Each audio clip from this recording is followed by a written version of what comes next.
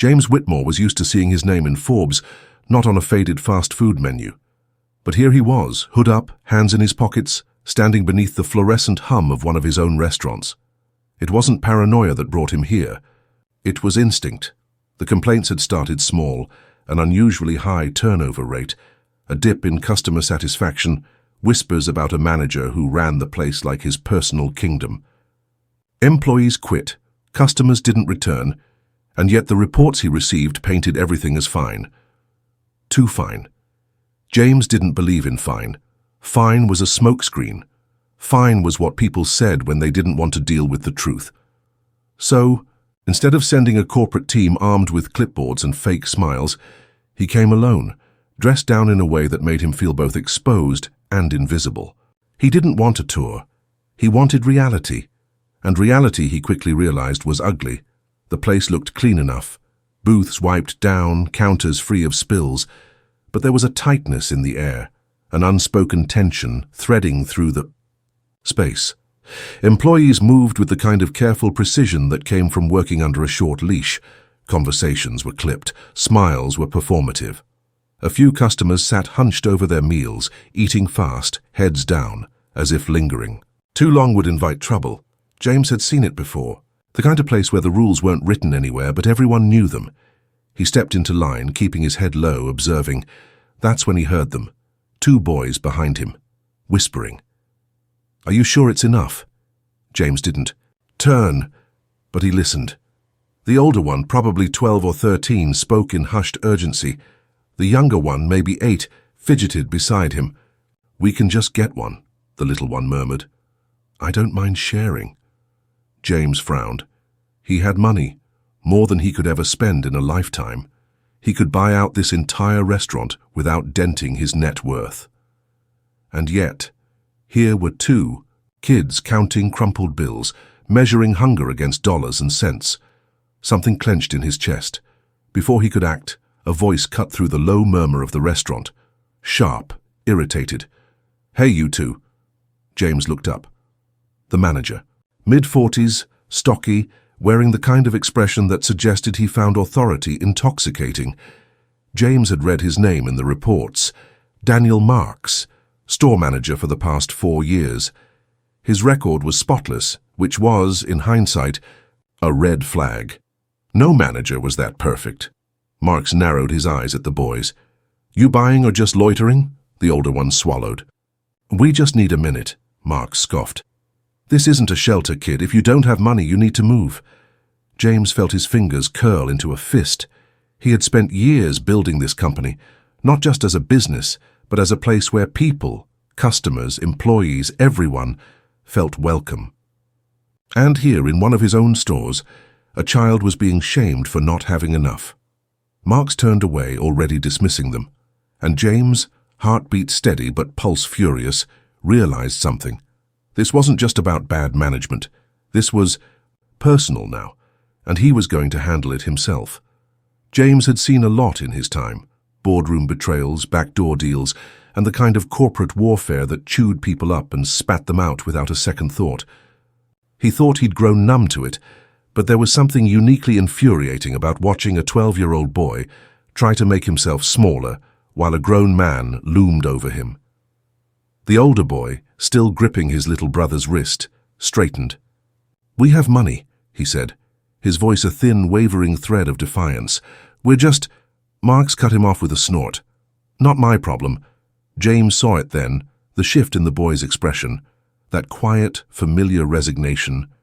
He'd seen it before, in employees who worked double shifts and still couldn't afford rent, in single parents staring at grocery receipts like they could will the numbers lower, in people who had learned again and again that the world didn't care. The kid wasn't just embarrassed, he was used to this. And that didn't sit right. James exhaled slowly. "Hey," he said, voice even. Marks turned, only now noticing. "Him? You got a problem?" James kept his face blank. He didn't need to pick a fight. Not yet. "Just wondering what store policy is on humiliating kids in public." Marks scoffed. "Store policy is customers have to pay. If they can't, they need to leave." James shifted. just enough to put himself between Marks and the boys. "I'll cover them." Marks's smirk deepened. "Nah." A muscle twitched in James's jaw. "Excuse me?" "You heard me. They need to pay for themselves. We're not running a charity." James took a slow breath, measured, controlled. He had spent years perfecting this, staying calm in the face of arrogance. But there was something about the casual cruelty in Marks's voice, the way he wielded what little power he had like a blunt instrument, that made James want to forget every lesson in corporate diplomacy. The older boy tugged at his brother's sleeve. "Come on," he murmured, barely above a whisper. "It's fine." It wasn't fine. It was never fine. James didn't move. "I'm sorry," he said, tilting his head slightly. "Just so I understand, you're refusing to take my money?" Marks hesitated. His smirk faltered just for a second, as if something about James's tone had set off a distant alarm in his head. James could feel the tension shift. Employees were listening now, customers too. Marks crossed his arms. "I don't make the rules, man. That's interesting," James mused. "Because I do." And just like that, the air in the room changed. A ripple of recognition passed through the staff. The girl at the register went rigid. A fry cook in the back muttered something under his breath. Marks blinked. "What?" James pulled his hood down. He wasn't wearing a suit, wasn't flanked by assistants or cameras, but he didn't need any of that. The moment his face was fully visible, the weight of his presence settled over the room like a storm rolling in. Mark's face drained of color. James let the silence stretch just long enough to watch panic creep into the man's eyes. Then finally, he spoke. "Let's talk about real store policy." Silence stretched over the restaurant, thick and suffocating, the kind that made people shift in their seats, pretend not to notice the storm about to break. James let it hang. He'd learned long ago that the right kind of silence was more powerful than shouting. It made people fill in the blanks themselves, made them squirm under the weight of their own mistakes. And Daniel Marks, he was squirming. The man's face was a study in malfunction, jaw twitching, eyes darting, body caught between fight and flight. He licked his lips, forced a smirk that didn't quite land. "You're joking," he said. A weak laugh. "You're not him." James raised an eyebrow. Marks's gaze flicked to the cashier, then the fry cook, searching for reassurance. He found none. The girl at the register looked like she wanted to sink into the floor. The fry cook, arms crossed, gave a slow, knowing nod. Recognition dawned in Marks's eyes, panic quick on its heels. James sighed. "Tell me something," he said, voice calm. "How long have you been doing this?" Marks hesitated. "Doing what?" James tilted his head toward the boys, who were still standing there, unsure whether to run or stay. "Turning people away, deciding who gets to eat and who doesn't." Marks bristled. "I don't turn people away, I run a business." "Do you?" James asked, feigning curiosity. "Because from where I'm standing, you run a personal fiefdom. You like having control. You like making people feel small." He took a step closer, lowering his voice just enough that Marks had to lean in. "You like playing God." Marks flinched. James let the words settle before straightening. He turned to the cashier, who stood frozen, eyes darting between them. "Is this normal?" James asked, his tone softer now. "The way he treats customers?" The girl swallowed hard. Marks turned on her instantly. "Watch what you say," he snapped. "Wrong move." James's expression didn't change, but something in his posture did. A subtle shift, a recalibration of intent. Marks felt it. The fry cook, the cashier, the customers still pretending not to watch, all of them felt it.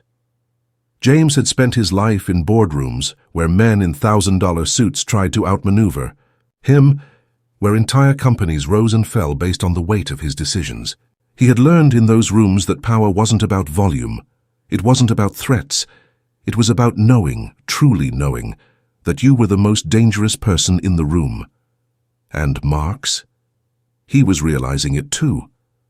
James turned back to the cashier. "Go ahead," he said gently. "Answer the question." The girl hesitated, eyes flicking to Marks again. But then something in her face shifted. a quiet resolve. She nodded. James exhaled, slow and measured. "That's what I thought." Marks took a step back, face pale. Look, this is a misunderstanding. I was just—" James held up a hand, cutting him off effortlessly. "Save it." Marks's mouth snapped shut. James turned, scanning the restaurant. The customers were still pretending to mind their own business, but he could see it now. The recognition in their faces, the quiet nods, the tension that had existed long before he walked in. This wasn't just a bad day. This was a pattern, and it ended now. He turned back to Marks, considering him for a moment, then reached into his pocket, pulling out his phone. He scrolled for a second before pressing a single button and lifting it to his ear. "Yeah," he said, eyes still on Marks. "I'm going to need a new store manager at the West Haven location, effective immediately." Marks's breath hitched. "Wait!" James held up a finger. "Not now." On the other end, a voice responded. A crisp, professional confirmation. James nodded once, then hung up. He slipped his phone back into his pocket and met Marks's eyes. "You have 5 minutes to collect your things." Marks looked like he'd been punched in the gut. You can't just—" "I can," James said simply. "And I did." Marks opened his mouth, searching for some last-ditch argument, some angle to talk his way out. He found none. James turned back to the boys, who were still watching, wide-eyed. He crouched slightly, meeting them at their level. "You hungry?" he asked. The younger one nodded, hesitant, as if this was some kind of trick. James smiled, soft but steady. "Go ahead and order whatever you want." He pulled out his wallet, set a $100 bill on the counter. "And get something extra." "For later, okay?" The older boy swallowed hard, eyes darting between James and the money. We don't—" James cut him off with a gentle shake of his head. "You do." The boy's throat bobbed. His grip on his little brother's hand tightened. Then finally he nodded. James straightened, turning back to the staff. The cashier still looked stunned, but the fry cook— He was grinning now. "This place," James said, voice carrying across the restaurant, "it's under new management." Pause. Then the first sound of applause, small, hesitant but growing. A few customers clapped, then employees, then nearly everyone. Mark stood in the middle of it, silent, shoulders slumped, his kingdom crumbling around him. James didn't spare him another glance. He had more important things to focus on, like making sure this never happened again. James wasn't the type to gloat. He didn't need to. Mark stood there, his face cycling through emotions, rage, humiliation, disbelief, before settling on something small and bitter. The kind of defeat a man like him could never truly accept. James had seen it before. He knew the type, the ones who mistook power for cruelty, who thought authority meant taking, not giving, who could walk past suffering every day and still sleep, fine at night. People like Marks didn't change. They just found new places to rot. James turned his attention back to the restaurant. The shift was immediate. The tension that had coiled through the space had snapped, leaving something lighter in its wake. Employees whispered to each other, hesitant but relieved. Customers sat straighter, their curiosity no longer tinged with unease. And the boys? They stood by the counter, still gripping their crumpled bills, still unsure if this was real. James wasn't done yet. He turned to the cashier, who was still wide-eyed, still processing everything. "What's your name?" he asked, voice softer now. Amber," she said, straightening. James nodded. "Amber, you're in charge until corporate sends someone down." Her eyes widened. I am?" "You are," James confirmed. "I need to know exactly what's been happening here. Everything you've seen, everything you were too scared to report." He leveled her with a look. "I trust you to tell me the truth." Amber swallowed hard. Then she nodded. "Yes, sir," Marks scoffed. "Oh, come on." James turned, slowly. Marks had his arms crossed, his stance wide, like he still thought there was a way out of this. "So that's it? You just waltz in here, wave some cash around, and act like you're the hero?" He let out a sharp laugh. "You think firing me is going to fix anything? These people don't need some billionaire savior. They need a manager who actually keeps this place running." James didn't answer right away. He let the words sit, Let Marks believed just for a moment that he had made a point. Then he said, "You think this place was running?" Marks hesitated. James stepped closer. Not aggressive, not intimidating, just inevitable. "I built this company from the ground up," he said, voice low. "I started in kitchens like this, worked shifts until my legs gave out. I know how these places should run." His eyes flicked over Marks, scanning him like a spreadsheet full of errors. "And you? You were running a dictatorship, not a restaurant." Marks's lip curled, but he didn't argue. He couldn't. James shook his head. "You didn't just break the rules. You broke people." Marks opened his mouth, maybe to argue, maybe to beg, but James had already turned away. His attention went back to the boys. They were standing there, still waiting, still unsure if any of this was real. The younger one clutched his brother's sleeve, looking between James and the food like he thought it might disappear. James nodded toward the counter. "Order whatever you want." The older boy hesitated. Then finally he stepped forward. Amber straightened and punched in the order. When the total came up, James handed her another bill. "Make sure they leave with a full bag," he said, "and if they ever come back here hungry, you feed them first. No questions asked." Amber nodded, something solid in her expression. The fry cook, who had been silent through the entire exchange, stepped forward. "If you need someone to step up," he said, voice careful, "I can help." James studied him. He was older than the others, mid-30s, with tired eyes, and the kind of posture that came from carrying too much for too long. There was something steady about him, something dependable. James nodded. "What's your name?" "Carlos." James extended a hand. "Carlos, you're getting a raise." Carlos blinked. Then, slowly, he reached out and shook James's hand, grip firm. James turned back to the rest of the staff.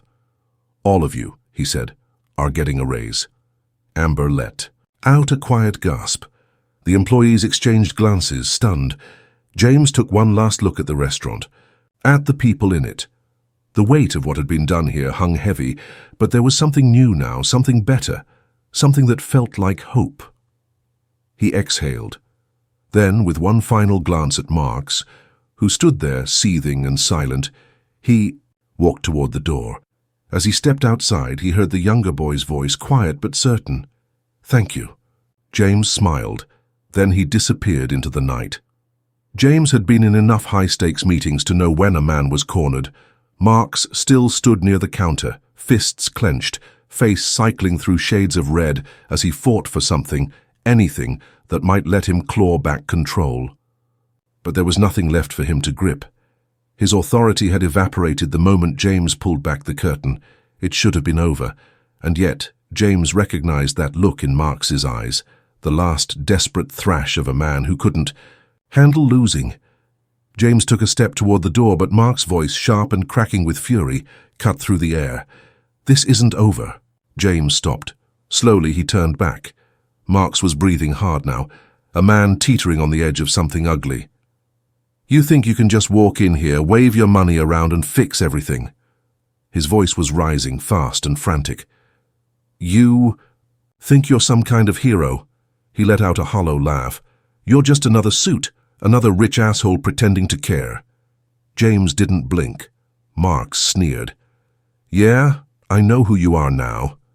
You built this place? Congratulations. But where were you when things got bad, huh? Where were you when people like me had to keep it running?" James tilted his head. "You think you kept this place running?" Marks jabbed a finger at him. "I made this store work. You think corporate gives a damn about these people? About some kids who can't even afford a burger?" His voice dripped with venom now. "You show up for one day and act like you fixed it? You have no idea what it's like to be here, every single day." James didn't say anything at first. The restaurant had gone dead silent. Employees, customers, everyone was watching now. Then quietly James said, "You think being here every day gave you the right to treat people like dirt?" Marks faltered. James took a step closer, his voice calm, steady.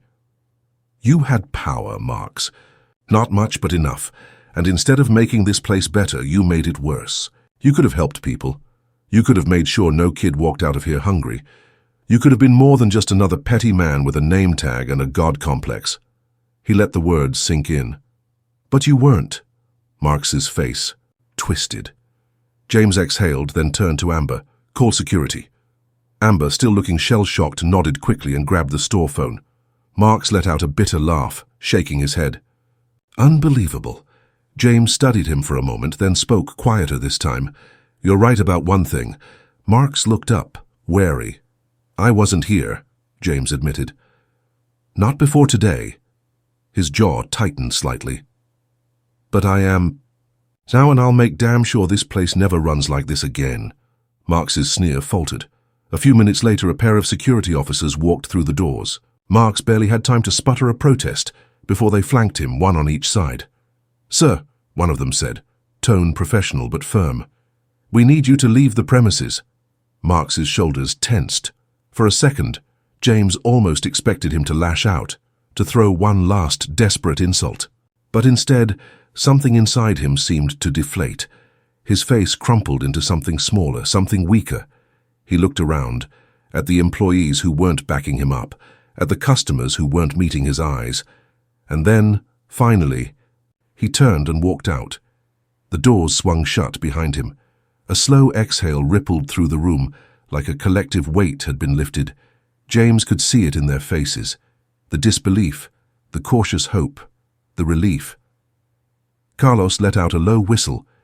Damn, he muttered under his breath. James rolled his shoulders, feeling the tension ease slightly. He glanced toward the boys who had been watching the whole thing unfold with wide eyes.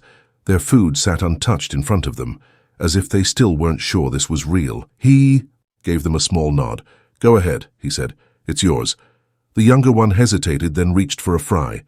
His brother, after a long pause, did the same. James turned back to Amber. Starting tomorrow, corporate's sending someone to go through everything. Pay structures, scheduling, training. Things are changing. Amber swallowed, then nodded. Okay. Carlos crossed his arms. And Marks? James met his gaze. Not coming back. The older man let out a breath, then nodded. James scanned the restaurant one last time. There was still a lot to do, a lot to fix. But at least now there was a chance. He pulled his hood back up, ready to leave, but before he could step out, Amber spoke. Wait, she said, hesitant. You're really... She gestured vaguely. You're him. James sighed, giving her a tired smile.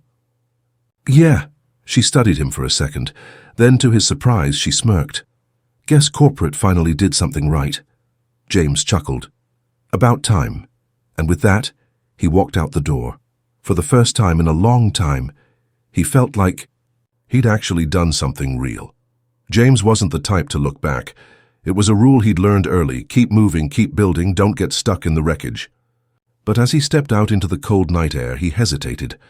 Through the restaurant's glass doors, he could still see them, the employees murmuring among themselves, the two boys quietly eating, Amber still gripping the counter like she couldn't believe any of this had happened.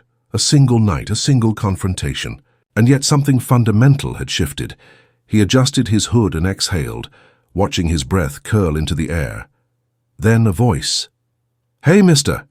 James turned just in time to see the older of the two boys jogging toward him, his younger brother, trailing behind. The kid stopped a few feet away, hesitant now that he was face to face with him outside the restaurant. The younger one clutched a paper bag to his chest like it was something sacred. James raised an eyebrow. You okay? The older boy hesitated. Then, after a beat, he nodded. He glanced down, kicking at the sidewalk. Nobody's ever done something like that before. James studied him. The way his shoulders stayed tense, the way his eyes darted like he was waiting for something to go wrong. James had been that kid once. He crouched slightly, bringing himself to eye level. What's your name? The boy hesitated, then straightened, his spine. Mason, he said. He nudged his brother. That's Ryan. Ryan just tightened his grip on the bag, nodding shyly. Mason. James nodded. You look out for your brother? Mason lifted his chin. Yeah, James smiled. Good, that's your job now. Mason frowned. But what if... He hesitated. What if we don't have enough? James reached into his pocket and pulled out a business card. No name, no title, just a number. He handed it to Mason. "If you ever need help, you call that number. No questions, no strings." Mason stared at the card like it was something impossible. Ryan tugged at his sleeve. "Is he like Batman?" he whispered. James chuckled. "I don't have a cape, kid." Ryan squinted at him, then nodded, as if making a serious assessment. "You should get one." Mason tucked the card into his pocket like it was something precious. He glanced back toward the restaurant. "They're going to be okay in there, right?" James followed his gaze. Amber was talking to Carlos, the other. Employees gathered around. The weight that had hung over them all night was gone. James nodded. "Yeah, they'll be okay." Mason looked back at him. "So what happens now?" James let out a slow breath, considering that question. "Now," he said, standing. "We make sure this never happens again." Mason seemed to think about that. Then, finally, he nodded. "Okay." Ryan, still clutching his bag of food, gave James a solemn look. "Thanks." James smiled. "Any time." He watched as the two boys turned and walked off, disappearing down the sidewalk. Then he exhaled, hands in his pockets, and turned toward the city lights. Tomorrow, the real work would begin. But tonight, he'd made a difference. And that was enough. Corporate never liked surprises. The morning after the confrontation, James sat in his office, not some corner table in a restaurant, not a seat among strangers, but the polished expanse of mahogany and glass overlooking the city. The sky outside was a cold slate gray, the kind of color that hinted at rain but never quite delivered. A stack of reports sat untouched beside him, but his attention was on the live security feed playing across his monitor. The restaurant. His restaurant. It was different now. Amber was running the front like she belonged there, because she did. Carlos had taken over the kitchen, moving with a confidence that hadn't been there before. The employees looked lighter. No tension, no hushed voices, no careful avoidance. Out of certain areas. Just people working, just people existing. It had been less than 24 hours, but James knew this was only the beginning. A sharp knock on his office door pulled him back to the present. "Come in," he said, already knowing who it was. The door swung open and Eleanor Klein stepped inside. Vice President of Operations, Corporate's enforcer. If James was the man who built the company, Eleanor was the one who kept its bones intact. She was tall, severe, and dressed in a power suit sharp enough to cut glass. She closed the door behind her with the kind of deliberate care that suggested she was choosing not to slam it. James leaned back in his chair, steepling his fingers. "Good morning, Eleanor." She did not return the pleasantries. "You made quite a mess yesterday."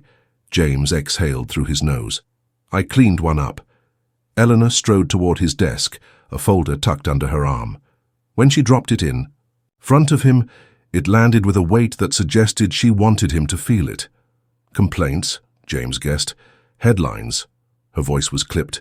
"We have media inquiries coming in from every direction. Employees are talking, customers are talking, even investors are talking." James flipped the folder open. There it was, screenshots of viral posts, photos of him standing in the restaurant, hood up, caught mid-sentence as Marks raged in the background. A video clip, grainy but clear, of the moment security escorted Marks out. A headline from a local news outlet. Undercover CEO exposes abusive manager, overhauls company practices overnight. James let out a quiet breath. Eleanor watched, him arms crossed. "You should have told me. You would have stopped me." Her jaw tightened. "That's not the point." "No," James said, looking up at her. "The point is, we let people like Marks run things for years. We let the system rot, and nobody did a damn thing." He tapped the folder. "Now people are talking, and you know what? Let them." Eleanor studied him for a long moment. Then finally she exhaled, rubbing her temple. "You're a pain in the ass." James smiled. "I get that a lot," she sighed. "So what's the plan?" James closed the folder and leaned forward. "We don't bury this. We don't spin it. We own it. We use it." His voice was steady. "We start making real changes. Higher wages, better oversight, a zero-tolerance policy for abuse, Actual zero tolerance, not just a PR-friendly buzzword. He tilted his head. Or do you want this to happen again? Eleanor didn't respond immediately. Then, to his surprise, she let out a short, humorless laugh. You really don't do anything halfway, do you? No point, James said simply. Eleanor sighed again, shaking her head. Fine.